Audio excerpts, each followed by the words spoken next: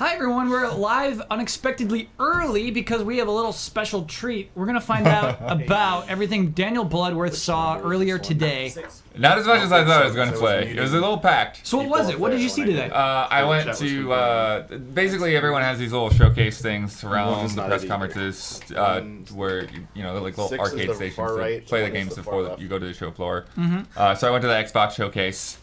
Jones later went to the PlayStation showcase, but he was there with me as well. Cool. Yeah, so I had an appointment for what was vaguely before the event known as the Xbox One Experience, which is basically it was a theater demo for the Xbox One X.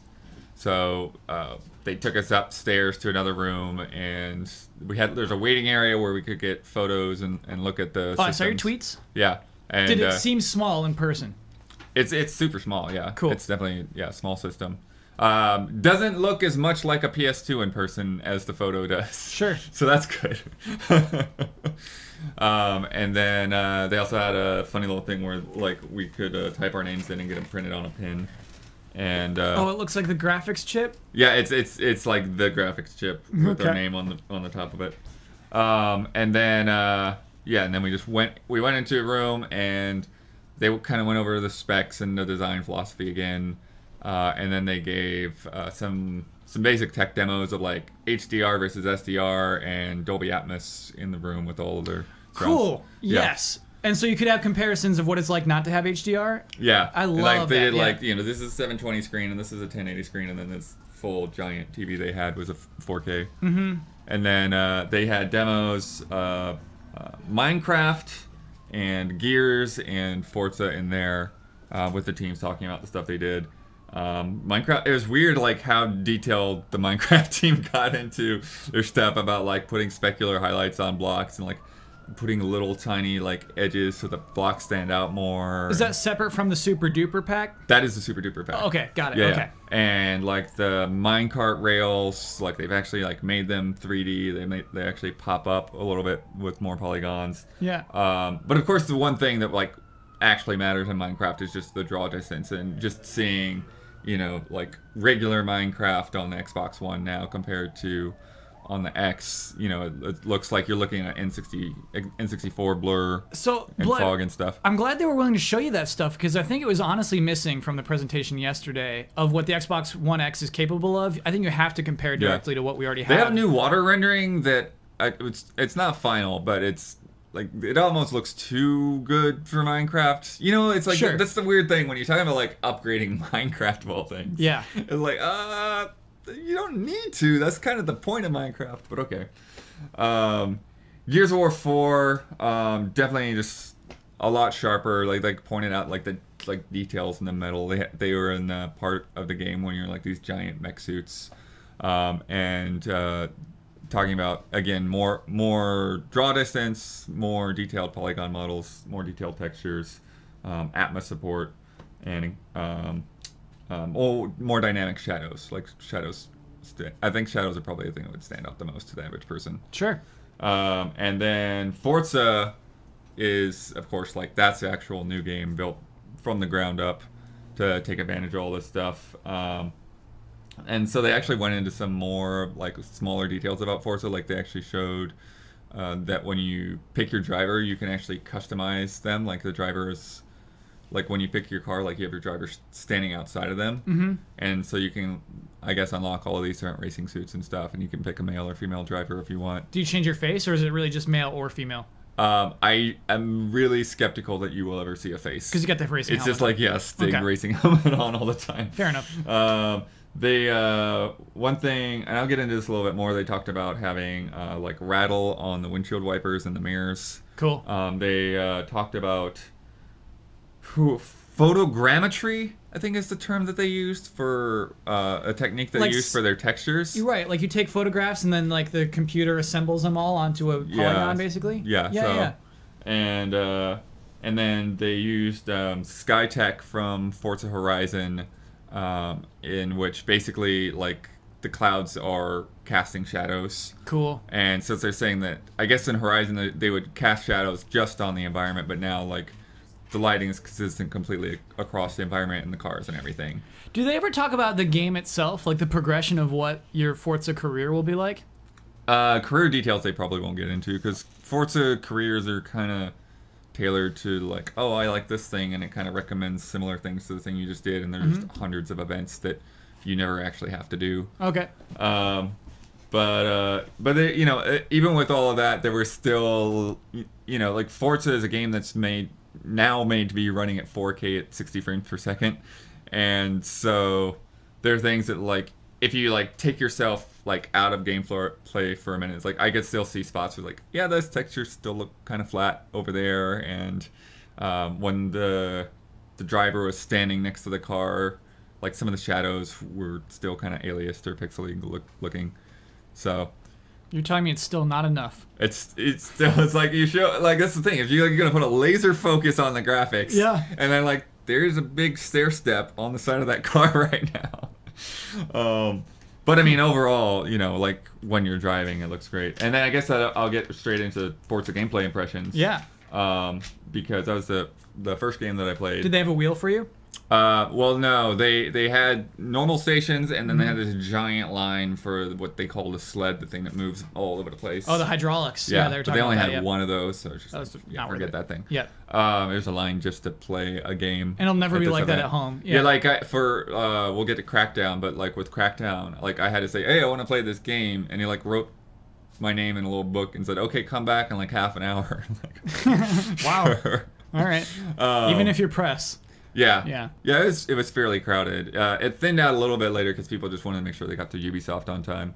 But no, the demo itself, I honestly think is one of the best E3 demos that I've had for a Forza game, because so many times it's just like get in a car and like drive around this track once, then I don't know. Like, I don't know what to think of the game afterwards.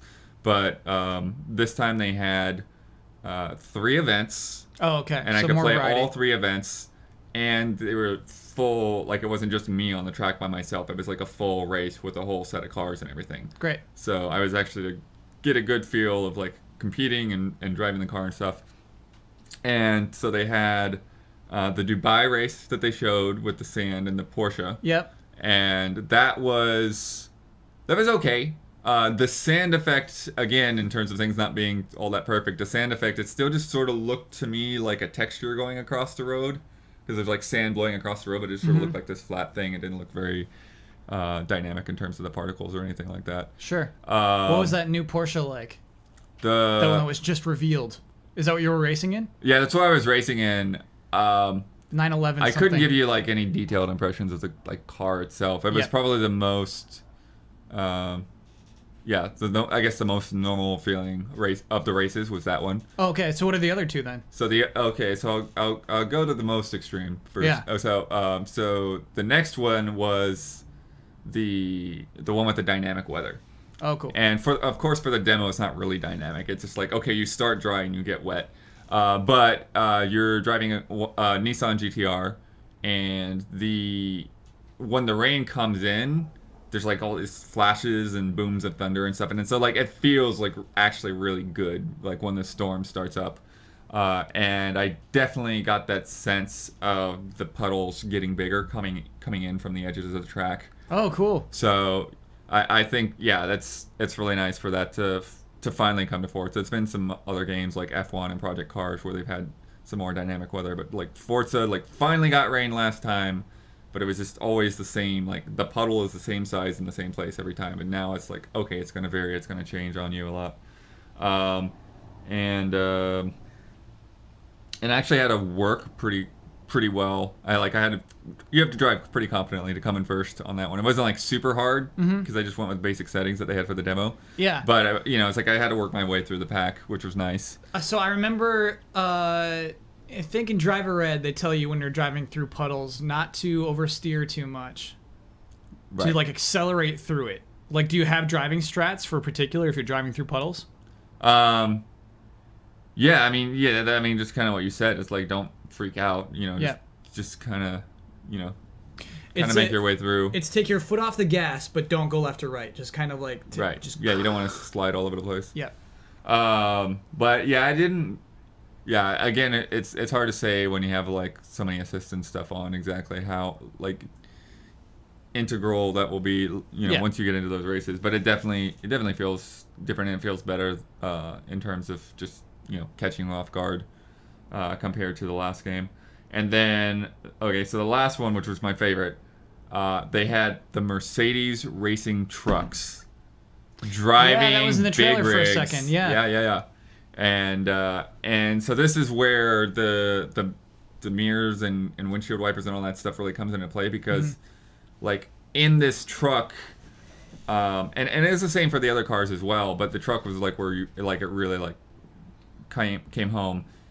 It just feels more like you're in a truck driving, like this big monstrous thing. You got all the sound around you. Like when you start going off road, you hear it from that side of your headphones or speakers.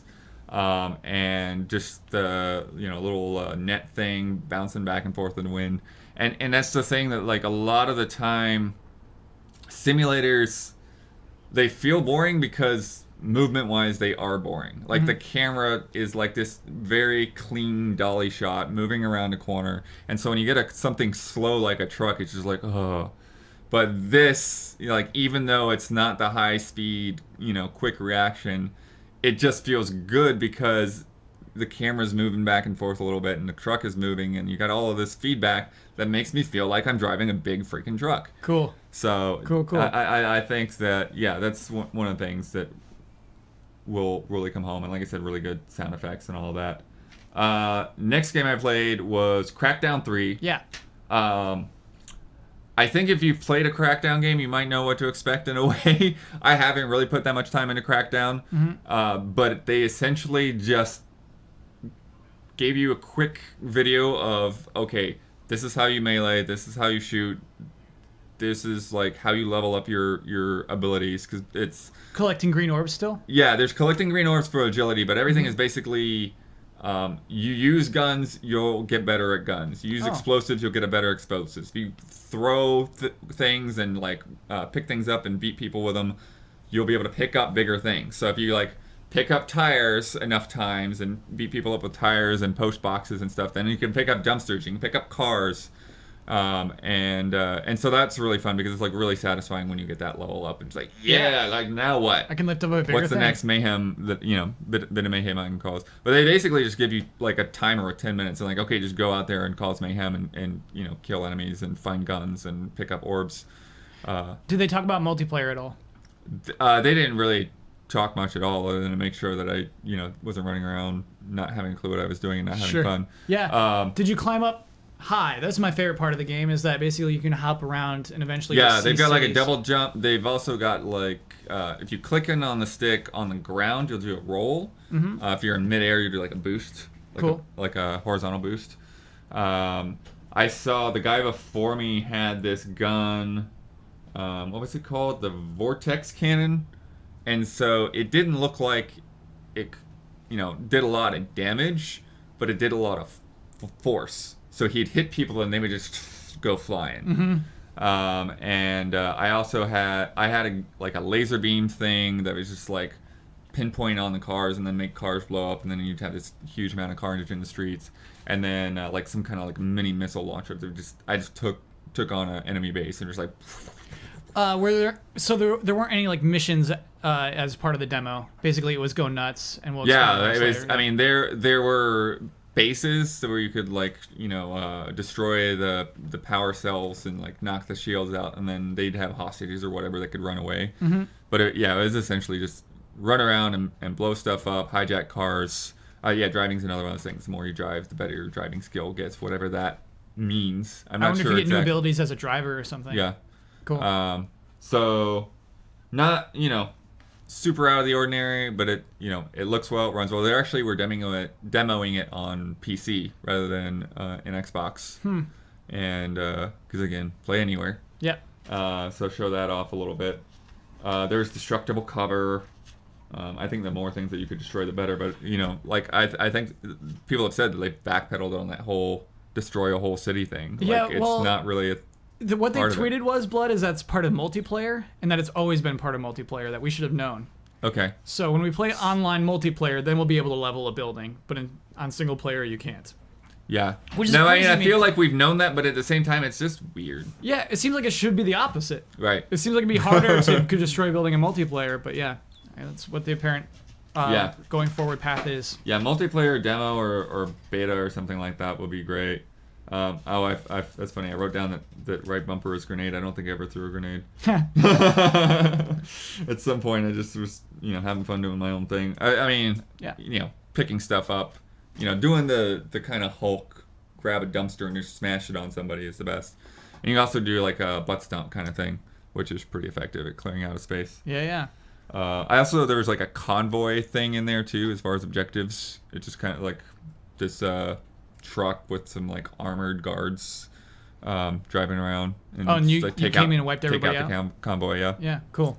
And then me and Brandon played. Oh, before we get to what me and Brandon both played, Brandon was over doing a Sea of Thieves demo, and which was like appointment only, so I couldn't play along with him, unfortunately. But I was like 2 rows away, waiting to play Crackdown, and then I just hear like all of this yelling and applause, and it was like Brandon had just finished. Like the whole group was so happy with what they just played. And I bet he's so proud too. I bet he's so proud. He's super happy about the game. Cool. So I stood behind Brandon while he was playing Assassin's Creed, and then I got to play for like 5 minutes. So he will probably talk about his mission a bit later, but it was like he was like going out in the harbor and swimming under ships and like trying to like get some like gold statues off of a ship. Cool. I, on the other hand, went to do this mission. There was some farmer who these soldiers had recently come and burned her farm down. And so you talk to her and say, hey, what's up, et cetera, et cetera. And she's like, well, my neighbor, this Greek guy, was kidnapped by these guys. Can you go help me? And so then you walk, you get on your horses and you go to where this Greek guy is. And then I did the thing with the eagle, or you kind of fly around. Yeah. What's weird is that like there's this stationary mode, because it's hard to actually do anything while you're flying. It goes a little quick. Yeah. And so you just kind of like stop in midair. Yeah. Well, it just goes in a first person, so you don't have to look at the bird. Sure. But it is weird because that's in your head. Yeah. And so you tags your targets, and the funny thing is I took it on like a stealth mission. So I actually really didn't get to experience that much combat. Sure. Because I just basically waited for guys to come up, hit the assassinate button until I worked my way through the house and got the guy out. Were you using a blade from your wrist, or were you using like swords and stuff?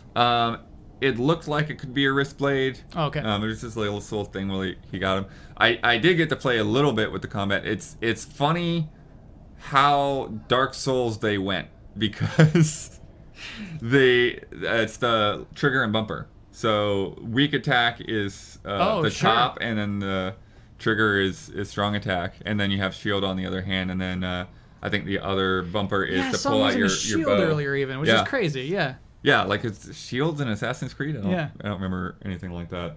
So that was funny to me, but I didn't really get into it that deep, because like I said, I was like there as they were closing things down. How is it running though?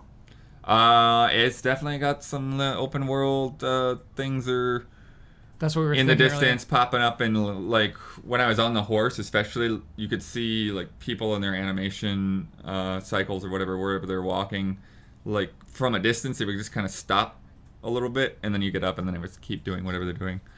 So yeah, it does look good overall, and has the sense that there's a lot of variety to, like I said, there's different farms and marketplaces and people doing a lot of things, in the vicinity. How much of that, we'll see before it starts repeating itself. I don't know, but it did feel like it was a diverse kind of space. Cool. And actually, it was one of the cool things is when I was, because they kind of do the top-down thing with the eagle. Yeah. And I tilted the camera up and I looked around. It's like, oh, okay, like there's the harbor and there's the mountains beyond that and everything. So there is a lot of space to see. Did you see a pyramid? No, I actually didn't see a pyramid. I think they're going to make us work for those pyramids. I really do. You have to really get out there. I don't know what a magi is, though. I thought I did. I thought it was a different word, but it's spelled like Medjay. I don't know what that is. And what was that in reference to? That's like what the character is. He's a magi. Oh, this is occupation. Yeah. Okay. They just kind of dropped that in the press conference and didn't explain what it was. This is a magi. Yeah. Okay, that's funny. Well, we'll learn. You're right. It would have been nice to know. Even during the trailer today, we don't really get a strong insight on who that character is. Yeah. I wonder if they're just saving that for the game's release. Because normally they do. They're so proud to announce the character and their backstories and everything. And they're kind of staying kind of mysterious with this one. I mean, they got some, like, yeah, apparently, you know, he's just kind of been wronged in some way and is, you know, fighting back. But yeah, we'll find out. We'll find out. I've got like a 3-hour Ubisoft appointment coming up later in the week, so hopefully I'll get to play more. Cool. And talk more about it. Sure. So we're going to go back to a waiting screen for about 5 minutes, and then we're going to come back live for our Sony pre-show over Sony's pre-show. They're going to be making announcements, but we have to do a pre-show at the same time, so we're going to be trying to juggle both of those balls. Bloodworth, thank you so much for talking about that. Bummer you only got to see 3 games. Yeah, I mean, it's just the nature of, you know, having that appointment, which took time. Yeah. And then, yeah, is the HDR a big deal?